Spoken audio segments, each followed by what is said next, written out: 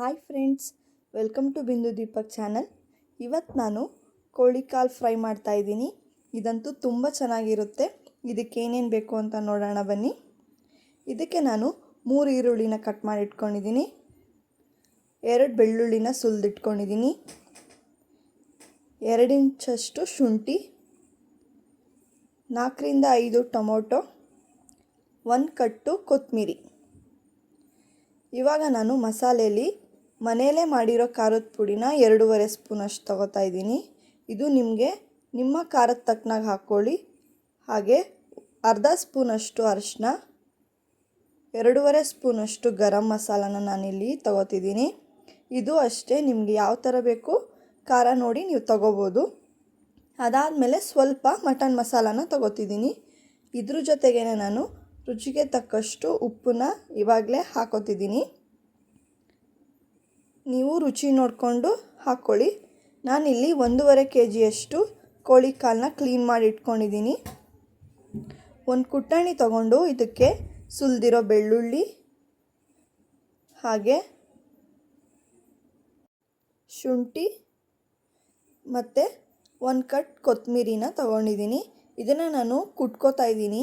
ಕುಟ್ಕೊಂಡು ಮಾಡೋದ್ರಿಂದ ಟೇಸ್ಟು ತುಂಬ ಚೆನ್ನಾಗಿ ಬರುತ್ತೆ. ಅದಕ್ಕೋಸ್ಕರ ನಾನು ರುಬ್ಬಿಲ್ಲ, ಹಾಗೆ ಕುಟ್ಕೊಂಡಿದ್ದೀನಿ. ನೋಡಿ, ಅದಕ್ಕೆ ಕುಟ್ಕೊಂಡ್ರೆ ಸಾಕು. ಇವಾಗ ಒಂದು ಒಲೆ ಮೇಲೆ ಒಂದು ಕುಕ್ಕರ್ನ ಇಟ್ಕೋತಿದ್ದೀನಿ. ಕುಕ್ಕರ್ ಕಾದ್ಮೇಲೆ 2 ಸ್ಪೂನಷ್ಟು ಎಣ್ಣೆನ ಇದಕ್ಕೆ ಹಾಕೋತಿದ್ದೀನಿ. ಎಣ್ಣೆ ಕಾದ್ಮೇಲೆ ಕಟ್ ಮಾಡಿರೋ ಈರುಳ್ಳಿನ ಇದಕ್ಕೆ ಸೇರಿಸ್ಕೊಂಡು ನೀಟಾಗಿ ಈರುಳ್ಳಿನ ಬೇಯಿಸ್ಕೋಬೇಕು. ಇದರಲ್ಲಿರೋ ಹಸಿ ವಾಸನೆ ಎಲ್ಲ ಹೋಗಬೇಕು. ಆವಾಗ ತುಂಬ ಚೆನ್ನಾಗಿ ಬರುತ್ತೆ, ಇಲ್ಲಾಂದರೆ ಚೆನ್ನಾಗಿರಲ್ಲ. ನೋಡಿ, ಈರುಳ್ಳಿ ಇವಾಗ ಗೋಲ್ಡನ್ ಬ್ರೌನ್ ಆಗ್ತಿದೆ. ಇವಾಗ ನಾನು ಆವಾಗಲೇ ಕುಟ್ಟಿ ಪೇಸ್ಟ್ ಮಾಡಿರೋಂತಹ ಮಸಾಲೆನ ಹಾಕೋತಿದ್ದೀನಿ. ಇದನ್ನು ಅಷ್ಟೇ ಸ್ವಲ್ಪ ಹೊತ್ತು ಬೇಯಿಸಿ, ಆವಾಗಲೇ ಎಲ್ಲ ಮಸಾಲೆನೂ ನಾನು ತೆಗೆದಿಟ್ಕೊಂಡಿದ್ದೆ ಅಲ್ವಾ, ಅದನ್ನು ಕೂಡ ಹಾಕಿ ಸ್ವಲ್ಪ ನೀರು ಹಾಕಿ ನಾನು ಈ ಮಸಾಲೆನ ಬೇಯಿಸ್ಕೊತೀನಿ. ನೀರು ಏನಕ್ಕಪ್ಪ ಹಾಕ್ತಿದ್ದೀನಿ ಅಂದರೆ ಖಾರದ ಪುಡಿ ಹಾಕೋದ್ರಿಂದ ಸ್ವಲ್ಪ ತಳ ಹಿಡಿಯುತ್ತೆ.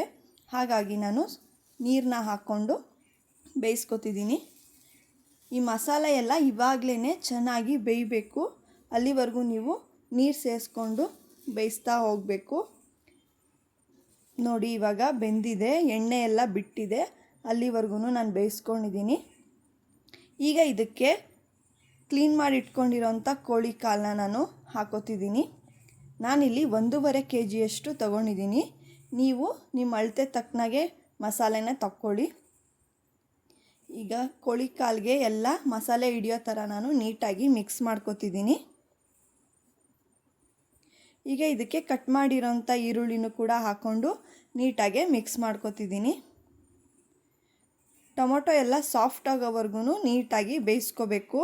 ಈಗ ನೋಡಿ, ಟೊಮೊಟೊ ಎಲ್ಲ ಸಾಫ್ಟ್ ಆಗಿದೆ, ಹಾಗೆ ನೀರು ಕೂಡ ಕಡಿಮೆ ಆಗಿದೆ. ನಾನಿಲ್ಲಿ ನನಗೆ ಗ್ರೇವಿಗೆ ಎಷ್ಟು ನೀರು ಬೇಕೋ ಅಷ್ಟು ಸೇರಿಸ್ಕೊಂಡು ಇದನ್ನು ಇನ್ನೊಂದು ಸ್ವಲ್ಪ ಹೊತ್ತು ಬೇಯಿಸ್ಕೊತಿದ್ದೀನಿ. ನೀವು ನಿಮ್ಮ ಅಳತೆ ತಕ್ಕನಾಗೆ ನೀರನ್ನ ಹಾಕ್ಕೊಳ್ಳಿ. ಇವಾಗ ನೀಟಾಗಿ ಮಿಕ್ಸ್ ಮಾಡ್ಕೋಬೇಕು, ಏಕೆಂದರೆ ನೀರು ಹಾಕಿರೋದ್ರಿಂದ ಮಸಾಲೆ ಎಲ್ಲ ಸ್ವಲ್ಪ ಬೇರೆ ಬೇರೆ ಆಗಿಬಿಟ್ಟಿರುತ್ತೆ. ಅದಾದಮೇಲೆ 1 ವಿಷಲ್ ಕೂಗ್ಸಿದ್ರೆ ಸಾಕು. ನೋಡಿ, ಇಷ್ಟು ಚೆನ್ನಾಗಿ ಕೋಳಿ ಕಾಲು ರೆಡಿಯಾಗಿದೆ. ಇದನ್ನು ನಾವು ಒಂದು ಸರ್ವಿಂಗ್ ಪ್ಲೇಟ್ಗೆ ಸರ್ವ್ ಮಾಡೋಣ. ಈ ವಿಡಿಯೋ ನಿಮಗೆ ಇಷ್ಟ ಆಗಿದ್ದರೆ ಪ್ಲೀಸ್ ಲೈಕ್ ಮಾಡಿ, ಶೇರ್ ಮಾಡಿ, ಬಿಂದು ದೀಪಕ್ ಚಾನಲ್ನ ಸಬ್ಸ್ಕ್ರೈಬ್ ಮಾಡಿ.